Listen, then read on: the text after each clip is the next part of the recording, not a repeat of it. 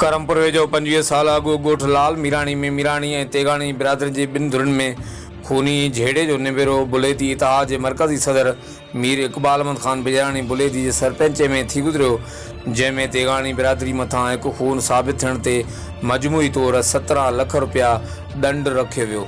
धुरियूं खीर खंड थी वियूं।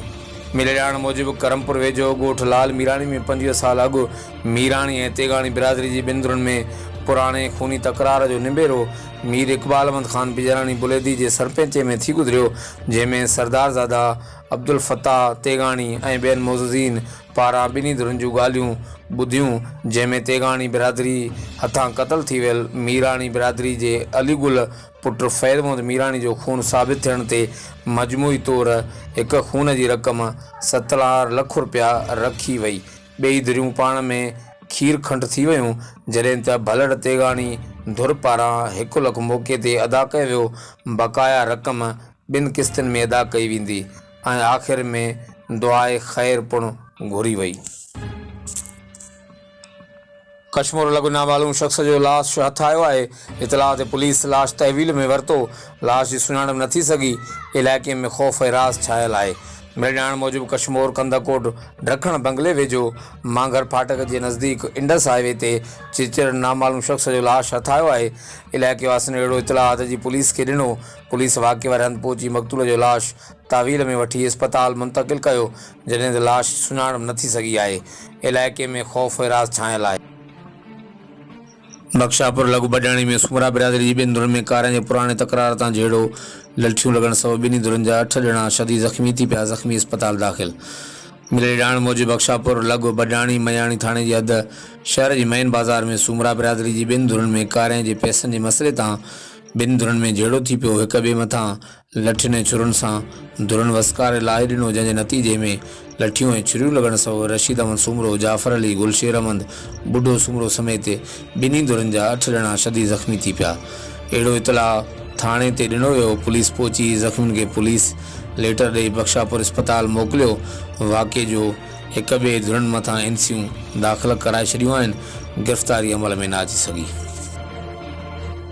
करमपुर लॻु ॻोठ मोरो माड़ी में अवामी तहरीक जे अॻूणे मरकज़ी अॻवान रसूल बख़्श पलेजे ऐं शहीद अवाम फाज़िल राहू जे वेझे साथी हसन अली ॿपड़ जे 40 जे मौक़े ते अवामी तहरीक तरफ़ां संदसि अबाणे ॻोठ मोरो करमपुर में 40 जे मौक़े ते जलसा आम करे खेस ख़िराज तहसीन पेश कयो वियो। जलसा में अवामी तहरीक जे कारकुन सां गॾु शाइरनि, कलमकारनि, इलाइक़े जे माण्हुनि समेत मुख़्तलिफ़ मकतब फ़िक्र जे माण्हुनि वॾे अंग में शिरकत करे हसन अली ॿपड़ खे पुरजोश अंदाज़ में ख़िराज तहसीन पेश कयो। लगारी सिंध अवामी तहरीक जे मरकज़ी सदर लाल जरवार ख़िताब कंदे चयो त साथी हसन अली ॿपड़ सिंध जे क़ौमी तबक़ाती ऐं जमहूरी जदोजहद में सरगर्मी सां पंहिंजो क़ौमी फ़र्ज़ अदा कयो। हू साह जे आख़िरी घड़ियुनि ताईं फ़िक्र रसूल बख़्श पलेजो सां साबित क़दम रहियो।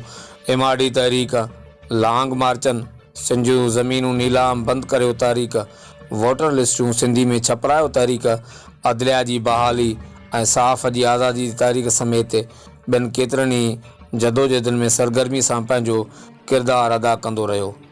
हुन चयो त कश्मीर कंदकोट सखर जेकाबाद घोटकी समेत उत्तर सिंध खे क़बीलाई सरदारनि जी सहूलतकारी में धाड़ेलनि जी आमाजगाह बणायो वियो आहे। क़बीलाई सरदार गैर क़ानूनी, गैर आइनी जिरगा करे औरतुनि खे कारी करार ॾेई क़त्ल करण जा हुक्मनामा जारी कनि था।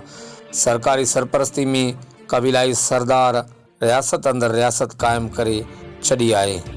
कारोकारी मासूम औरतुनि खे संग चटीअ में ॾियणु, औरतुनि खे क़त्ल करणु, माण्हुनि खे अगवा करणु रोज़ जो मामूल बणिजी चुको आहे। परवेज़ मुशर्रफ जी सज़ा बरक़रार रखण वारो फ़ैसिलो सुप्रीम कोर्ट जो फ़ैसिलो जमहूरियत जी फतह आहे। हिन फ़ैसिले ते जल्द खां जल्द अमल थियणु घुरिजे। पलेजे चयो हो त आइन टोड़ींदड़ समूरनि ज़िलनि खे फायूं ॾिनियूं वञनि ऐं हाणोके ही फ़ैसिले पलेजे साहब जी जिदोजहद जो नतीजो चइजे त ग़लति न हूंदो।